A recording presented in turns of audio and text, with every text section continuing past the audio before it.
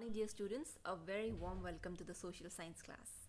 So students, we are currently doing the chapter industries from your geography textbook. That means from the textbook resources and development. So students, today we are going to discuss on the topic distribution of major industries, iron and steel industry. So there are a few major industries. So today we will discuss about iron and steel industry, which is one of those major industries. Okay, but students, before doing this, we will do a revision of the topics which we have done in the previous class. So students, if you all remember, in the previous class we discussed the factors affecting the location of industries. So what are the factors, or what are the things which comes to our mind when we decide to set up an industry? What are the factors that affect your decision? First is the raw material, right? The place where cheap and abundant raw material supply is there. Then cheap labor should be available. Then power and electricity should be available at a less cost, right?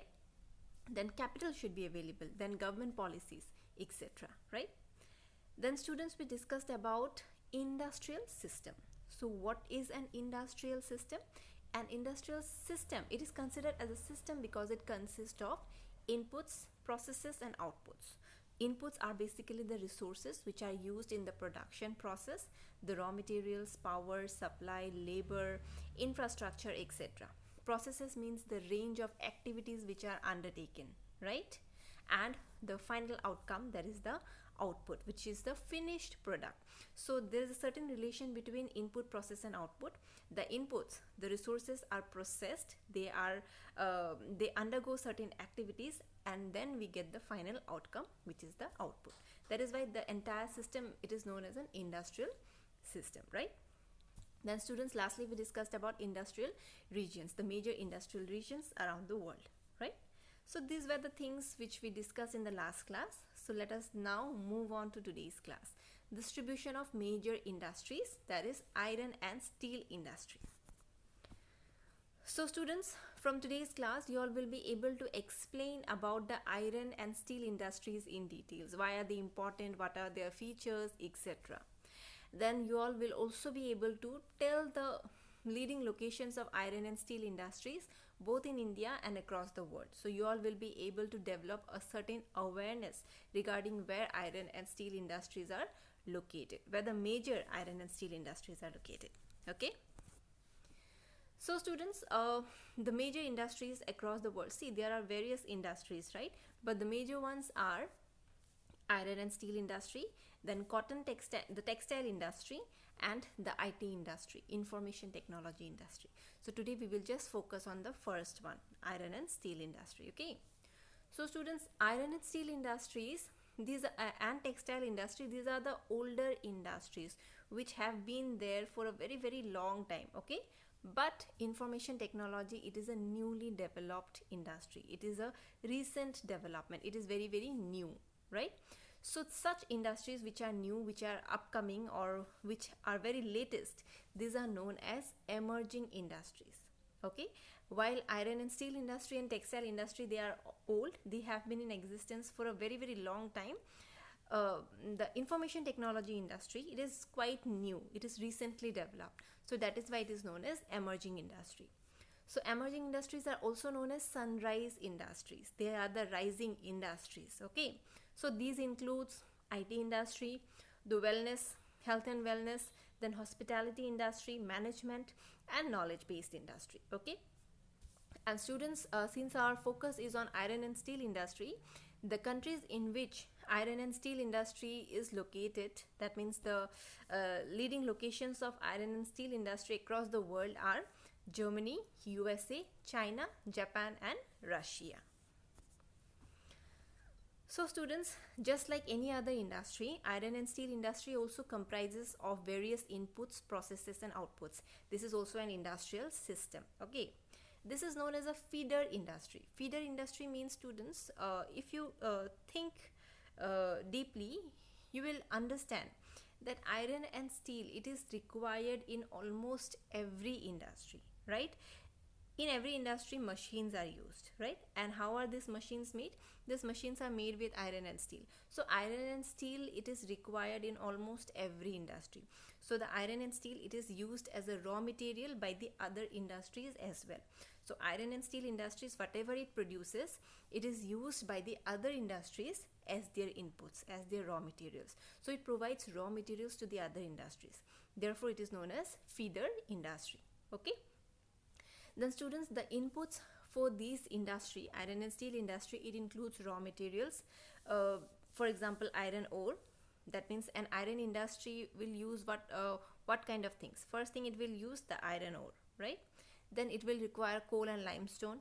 Along with that, labor will be there, capital will be there. Capital means the money, okay? Site, the place, and the various other infrastructures, the building, etc. So students, this process of converting the iron ore into steel. First of all, we will have the iron ore. From the iron ore, iron will be extracted, and later on that iron will be converted into a steel. So it is a kind of a process, a step-by-step process, okay? So it involves many stages. So the raw material is put in the blast furnace. It is a kind of a machine which is used for extracting the iron from the ore. Okay, iron ore, it is a raw form, so from there we need to extract the iron. So for that, this machine is used, blast furnace. So the process of extracting the iron from the ore by excessive heating, that is known as smelting. So smelting is a new word, SMELTING. So smelting is the process through which the iron can be extracted from the ore through the process of excessive heating beyond the melting point. Okay, so this smelting is done in the blast furnace. Okay, so there it undergoes smelting. It is then refined, it is filtered. The output which is obtained, that is steel, it may later on be used by other industries as raw materials. So this is the entire process. Okay, first of all, the process of converting iron ore into steel, it takes place. It involves many stages. At the very beginning, the iron, it is extracted from the ore through the help of the blast furnace, the machine, through the process of smelting. Smelting is the process through which iron is extracted from the ore. Okay, and after the iron is obtained, it is refined, it is filtered, and then finally we obtain the steel, which is later on used by the other industries. Okay, so students, now coming to steel. So steel is tough and it can easily be shaped, it can be cut, or it can be made into wire. So students, special alloys of steel can be made. It can be made by adding it with other metals, for example aluminium, nickel and copper. Okay, alloy gives steel unusual hardness, toughness or ability to resist rust. So students, steel is often called the backbone of modern industry because without steel, the other industries, they cannot survive. Steel is almost required by all the industries.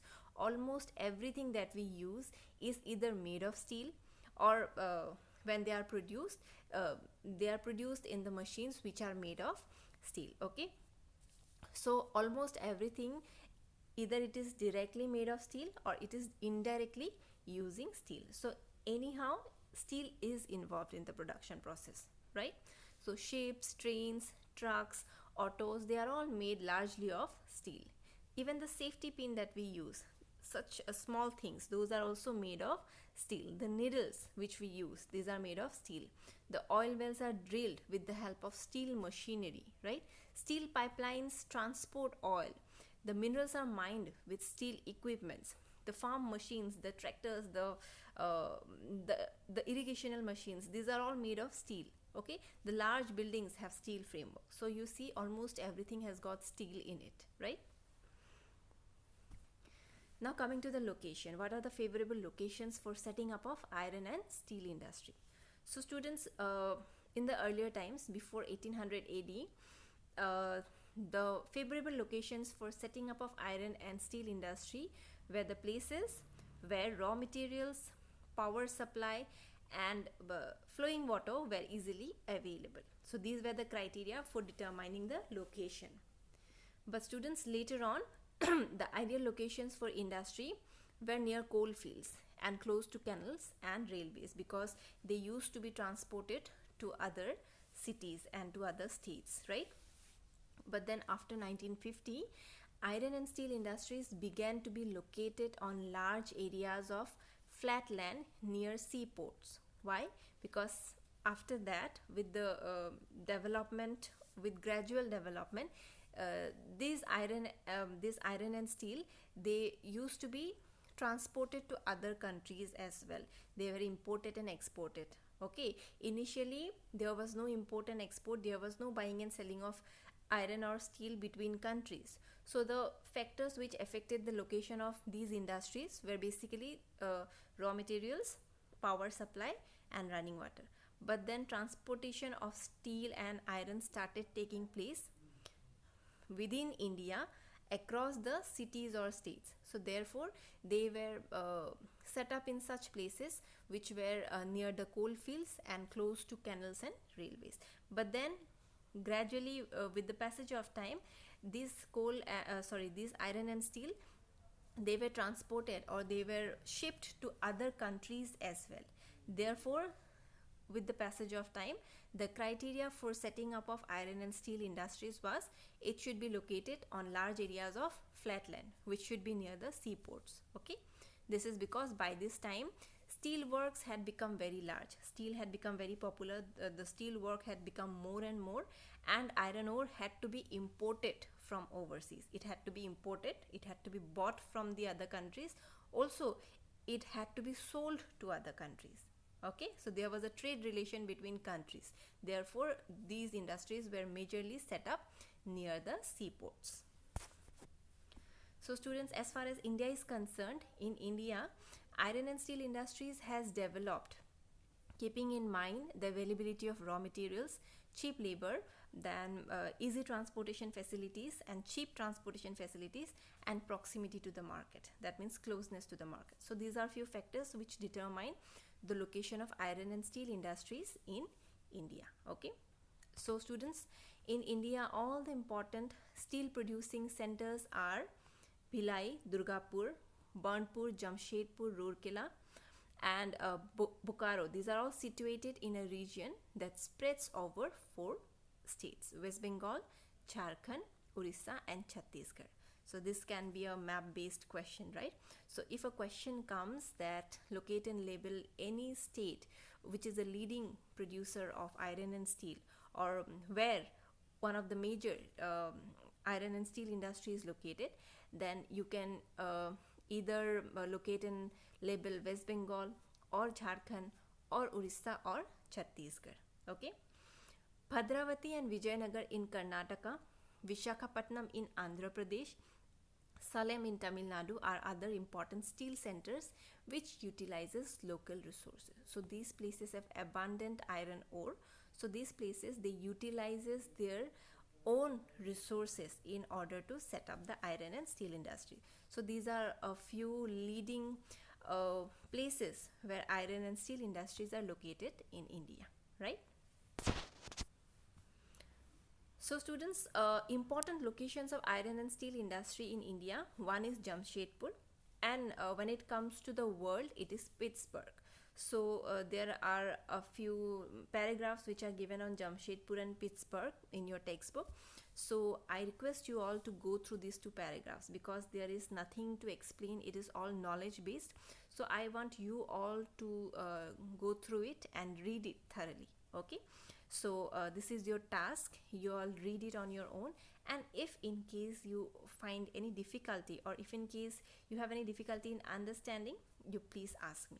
Alright, so this is your task, to read the textbook, Jamshedpur and Pittsburgh. So these are the 2 major locations of iron and steel industry, Jamshedpur in India and Pittsburgh as far as the entire world is concerned, right? So students, this is it. From today's class, what we can do is we can do map based activities, right? So after your PT2 exam, what you all can do is you all can locate and label the major states which have iron and steel industries in India in an outline political map of India. Also, you can do the same thing for an outline world map. You can locate and label the countries having iron and steel industries, right? So this will be your task, not for today. This can be done before after your PT2 examination. All right. So students, that's it. So these are the new words which we have learned today. Emerging or sunrise industries, the upcoming industries, the recently developed industries, not the upcoming ones, the recently developed ones, which are now gaining more and more popularity. Smelting, the process of extracting iron from the ore through excessive heating beyond the melting point. Then feeder industry, those industries which supply raw materials to the other industries. And blast furnace, it is the machine in which smelting is undertaken, which undergoes smelting. All right. So this is it. If in case you have any doubts or difficulties, do let me know. Okay. Thank you so much. Have a nice day.